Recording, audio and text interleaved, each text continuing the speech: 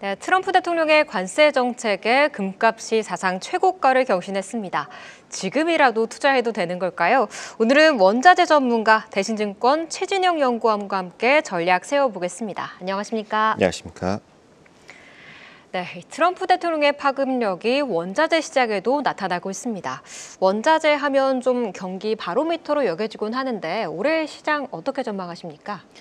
예, 금 가격 같은 경우에는 사실 올해 작년에도 그랬지만은 여전히 낙관적으로 좀 접근을 했습니다. 근데 이제 지금 온스당 3,000불을 갖다가 목전에 두고 있다라 볼 수가 있는데, 그러니까 오버슈팅은 나올 수 있다라 저 역시도 동의를 합니다. 근데 다만 지금의 금 가격이 어떤 이유로 올랐는지를 알면은 좀 조심스러울 수는 있다라 보고, 그렇기 때문에 지금 상황에서는 추가적인 비중 확대보다는 조금 더 우리가 좀 보수적인 접근이 필요하다라 봐주시면 될 것 같고요.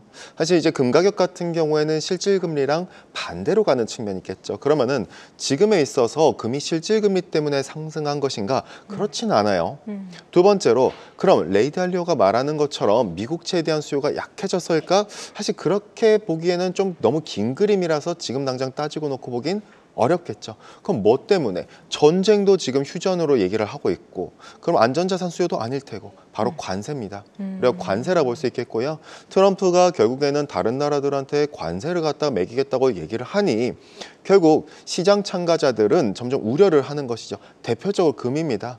결국 금이 어디에 기반으로 해서 우리가 펀드들이 창고를 기반으로 해서 거래가 되느냐? 대다수가 결국 런던이죠. 런던을 기반으로 하고 있는 것이기 때문에 그 재고를 갖다 미리 미국으로 조금씩 가져오게 되면서 이 같은 현상들이 결국 프리미엄이 형성돼 버리고, 그 프리미엄이 상승하면서 금 가격에다가 더 높은 프리미엄이 얹어지면서 지금의 가격의 상승이 나타났다고 본다면은, 지금 우리가 봤었을 때 관세가 점점 어쨌든 이슈가 진정된다면 이라고 가정을 깔면은 지금의 금 가격이 지금의 높아진 이 프리미엄이 점점 후퇴할 수 있기 때문에 약간 좀 지금 여기서 비중을 더 넣고 보다는 조금은 조심스러운 접근이 필요하지 않을까라고 볼 수 있겠고요.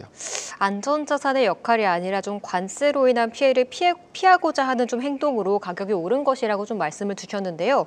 요즘 금뿐 아니라 구리, 알루미늄, 철강 모든 금속이 좀 오르고 있잖아요. 근데 금은 좀 사상 최고가에 좀 근접한 만큼 좀 다른 해지 수단이 좀 필요할 것도 같은데 은이나 좀 구리는 어떻게 보십니까?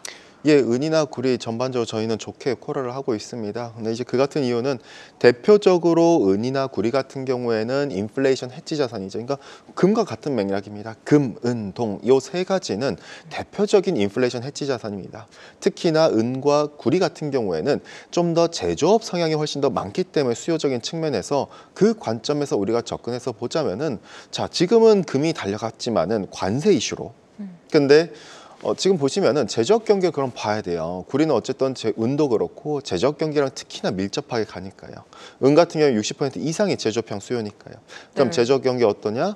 아시다시피 작년에는 대선이라서 기업들이 캐펙스 지출을 갖다가 수년시켰습니다. 근데 올해 1월부터는 투자를 갖다 다시 재개하려 해요. 실제로 지표가 그렇게 나왔고요. 그러면서 ISM 제조업 경기가 반등이 나왔죠. 그 말은 무엇이다? 결국 구리가 턴어라운드 할 수 있는, 은이 턴어라운드 할 수 있는 가장 매력적인 기반이죠.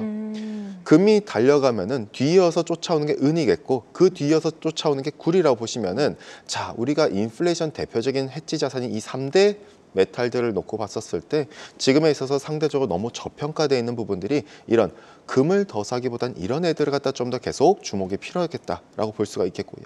네, ISM 제조업 지수가 좀 반등을 했기 때문에 수요가 좀 턴어라운드 될 가능성에 조금 무게를 두고 계시는 것 같은데, 그렇다면 좀 연구원님이 주목하시는 좀 원자재는 어떤 게 있을까요?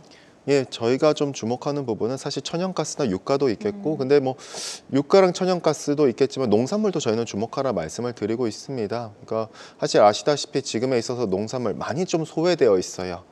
이런 소외되어 있는 부분들이 있는데, 근데 저희가 농산물을 주목하는 이유는 간단합니다. 지금 수확될, 앞으로 지금 3월부터 남반구에서 수확될 대두나 옥수수는 작년에 파종한 거예요. 그리고 올해 7월부터 수확될 미국의 밀가루의 원료인 소맥이나 옥수수는 마찬가지로 작년 연말에 파종이 진행된 거죠. 자, 그러면은 작년에 파종된 것들, 하필 작년 4분기 때 라니아가 왔기 때문에 그럼 이게 라니아발 영향으로 가뭄이 노출됐고, 그래서 올해 1월부터 아르헨티나나 남반구 지역은 강수량이 역대 최저라고 계속 보도가 나오면서 공급에 대한 가이던스를 계속 줄이기 시작했거든요. 자, 그렇게 본다면은 앞으로 곡물 가격, 옥수수나 대두나 이런 애들이 조용히 올라간다라 볼 수 있습니다. 즉 나머지 애들과 비교했을 때 상대적으로 너무 많이 안 오른 애들이 이런 애들이라 볼 수 있거든요. 이런 애들 우리가 좀 주목을 하면서 얘들이 조용히 올라간다. 3월부터 수확하기 때문에 수확을 앞두고 가이던스가 조정됐어요. 자, 근데 미국은 아직 가이던스가 조정이 안 된 상황입니다. 미국 거는 7월 달에 수확하는데 월물로 감안하면은 월물 교체일을 갖다 감안하면 7월물은 언제 거래된다? 5월 달이에요. 그럼 5월 달까지 3월에서 5월 달에 우리가 농산물 이런 애들이 조용히 올라갈 것 같다 감안한 우리가 신경 안 쓰고 있을 때 올라갈 수 있는 가능성에 대해서 열어둬야 된다라 볼 수 있겠고요. 그런데 우리가 계속 비철금속에만 좀 주목을 했었는데 생각보다 좀 시차를 두고 반영될 수 있는 농산물 쪽에도 좀 관심을 가져봐야 할 것 같습니다. 근데 좀 개인 투자자분들이 투자하기 굉장히 어려운 부분이 말씀을 해주셨듯이 이게 7월물, 5월물 이렇게 시차를 두고 반영되는 게 굉장히 어렵거든요. 투자하고 싶으신 분들은 좀 펀드나 ETF를 좀 골라야 할 텐데 좀 선별해야 할 뭐 포인트가 있을까요? 예, 우리가 봤었을 땐 결국 ETF 중심으로 좀 거래를 하시면 될 것 같고 특히나 우리가 선물 ETF, 미국에 투자하시는 분들은 선물 ETF를 좀 주의하실 필요가 있겠습니다. 아무래도 PTP 같은 이런 거래 대금의 10%의 어떻게 보면 세금을 갖다 매기는 부분들이 있기 때문에 파생형 ETF를 미국에서 거래하시기보다는 좀 더 우리가 좀 현물 자산이라든가 현물 기반으로 하던가 내지는 이런 주식형 ETF들이 또 존재를 하거든요. 예를 들어서 구리 관련된 거다 하면은 구리 관련된 기업들로만 구성되어 있는 이런 식의 있기 때문에 우리가 그러한 부분까지 조금 더 디테일하게 참고하실 필요가 있겠고요. 네, 알겠습니다. 이제는 좀 트럼프 2기 정책 관련해서 얘기를 이어가 봐야 할 것 같습니다. 이 트럼프 정책이 글로벌 에너지 시장에도 큰 변화를 가져다 주고 있는데요. 역시 좀 전통적인 에너지를 선호하는 트럼프 대통령, 뭐 석유와 가스 자원을 적극적으로 활용하겠다라는 얘기를 하긴 했지만 이 드릴 베이비 드릴이란 정책이 좀 원자재 가격에 영향을 줄 수 있지 않을까 하는 생각도 드는데 이 석유와 천연가스 가격의 방향성은 어떻게 보십니까? 예, 저희는 석유랑 그다음에 유가랑 천연가스 다 낙관적으로 좀 접근하고 있습니다. 지금 시장의 컨센서스는 대다수가 사실 작년 연말부터 에너지를 되게 베어리시하게 안 좋게 보신 분들이 많으셨었거든요. 그러니까 유가 단에서 뭐 50불이다, 60불이다 이렇게 많이들 보셨어요. 근데 막상 올해 초 때 유가가 80불 가니까 다들 당황해했거든요. 자, 근데 유가가 낮았었던 근거는 크게 세 가지라 볼 수 있습니다. 첫 번째, 결국 중국의 내수가 망가질 것이라는 아이비들의 주장이었고 두 번째, 오펙 플러스 감산 포기할 거라는 주장이었고 세 번째, 트럼프인데 중국은 부양을 갖다가 할 거라고 지난 1월 달 지방정부 양회에서 다 공시를 했어요. 우리는 부양 세게 할 거다라고 31개 지방정부가 공언을 했습니다. 부동산 가격도 살리겠다라 얘기를 해요. 두 번째, 오펙 플러스는 지난 2월 초 때 JMC 회의 통해서 우리의 감산 기준은 계속될 것이라고 강조를 합니다. 그러면은 세 번째 트럼프인데 트럼프의 드릴 베이비 드릴로 공급이 올라오느냐? 올라올 수 있죠. 방향성 선상엔 단 내년에요. 원자재는 경기 동행 내지 다소 후행 자산입니다. 주식과 좀 달라요. 네. 그래서 한 박자 쉬고 가야 됩니다. 그러한 관점에서 보면은 우리가 투자를 하고 유전을 개발을 하고 이걸 갖다 공급이 연결될까지 시차는 실제로 기업이 투자를 나선다면은 12개월에서 못해도 18개월 정도 시차가 존재합니다. 그 말즉슨 내년의 공급이다. 엑스모빌 CEO도 지적을 했거든요. 지금 투자하면 내년이지 당장 아니다라는 부분. 물론 사우디 통해서 증산할 수 있지 않을까라는 식의 질문들이 나옵니다. 다보스 포럼에서 트럼프는 사우디 통해서 증산 유도해서 유가 하락시킬 거다 얘기해요. 그러나 사우디가 이 말을 들을 것인가? 안 들을 거라 봐요. 왜? 첫 번째, 지금 재정균형 유가 지금 적자입니다. 이렇게 계속 적자 지속됐다가는 부채만 1,500억 달러 이상을 발행해야 돼요. 두 번째, 트럼프는 2018년 때도 사우디 통해서 증산 시도하려 했다가 그러니까 어떻게 보면은 이게 뒤통수를 때렸거든요. 그러니까 그런 배신의 사례들을 감안하면은 사우디가 과연 이걸 들을 것인가? 라고 놓고 봤을 때 글쎄요. 그런 부분 좀 어렵고 오히려 우리가 좀 지켜보는 부분은 사우디한테 대해서도 증산을 유도한다. 이건 사실 협상의 일환입니다. 사실은 대미 투자를 갖다가 향후 4년 동안을 6천억 달러를 갖다 투자하려 했던 사우디의 의중을 1조 달러 늘리라고 얘기를 했거든요. 이런 모든 것들 보면은 협상의 일환이죠. 그래서 트럼프의 워딩에 속지 말자. 워딩은 굉장히 강해요. 그러나 뒤에 본심이 있거든요.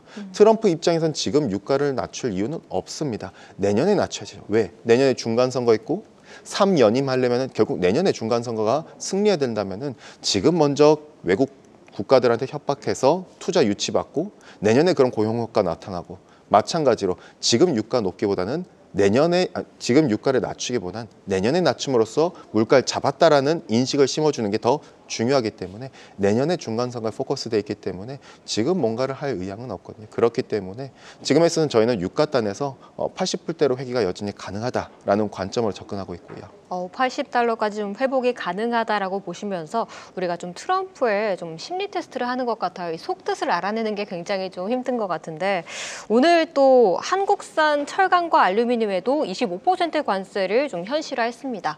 좀 업계에서는 굉장히 머리가 아플 것 같은데 이 가수요 때문에 이미 좀 많이 오른 상황인데 가격 어느 정도로 방향성을 열어놔야 할까요? 글쎄요. 일단 지금 현재로 봤었을 때는 아직 정책이 이제 나온 상황입니다. 그래서 우리가 좀 모니터링은 필요하겠지만은 다만 이 부분은 중요한 것 같아요. 결국 미리 선주문을 해놨기 때문에 가격은 한 번 더 오를 수가 있는 여지가 있기 때문에 우리가 좀 대표적으로 알루미늄이겠죠. 알루미늄 같은 애들, 이런 애들도 결국 관세의 대상이었기 때문에 근데 중요한 점은 옛날과 조금 차이는 있어요. 옛날에는 사실 트럼프가 이렇게 한다 했었을 때 뭔가 다 악재로만 사람들이 심리적으로 반영을 했는데 사실 근데 트럼프발 악재, 관세에 대한 우려는 작년 9월 달에 이미 다 알고 있었거든요. 시장은 그걸 준비를 하고 있었어요. 그렇기 때문에 우리가 이거에 대해서 휩쓸리기보다는 조금 어떻게 보면 좀 대응하는 차원. 예를 들어서 미국향 수출 같은 경우에는 각국을 갖다 놓고 보면은 과거랑 비교했을 때 수출이 그렇게까지 더 늘어났다 보기도 어려워요. 결국 왜냐? 수출 쿼터제라든가 관세라든가 이런 부분들을 이미 계속 했었기 때문에 이 기업들이 이미 대응한 부분들이 존재하기 때문에 우리가 시장의 노이즈가 될 만한 가격에 오히려 하방 압력에 노출될 만한 이슈들은 많이 좀 없어지지 않았는가. 오히려 제가 볼 때는 이 선수요 측면으로 미리 발주를 넣고 이 같은 부분으로 좀 놓고 봐야 되지 않겠는가. 앞서 제가 금도 말씀드렸잖아요. 결국 관세를 부과한다라 놀랬기 때문에 즉 펀드 회사나 이런 애들은 미리 땡겨왔었고 구리도 마찬가지 현상이 나타났고요. 이 같은 현상들이 전반적으로 미리미리 나타나고 있다라 볼 수가 있겠죠. 네, 알겠습니다. 지금까지 좀 대신증권 최진영 연구원과 이야기 나눠봤습니다. 오늘 말씀 고맙습니다. 감사합니다. 계속해서 다양한 경제 이슈를 알고 싶다면 구독과 좋아요, 알림 설정 부탁드립니다. AI 캐스터 권미정이었습니다.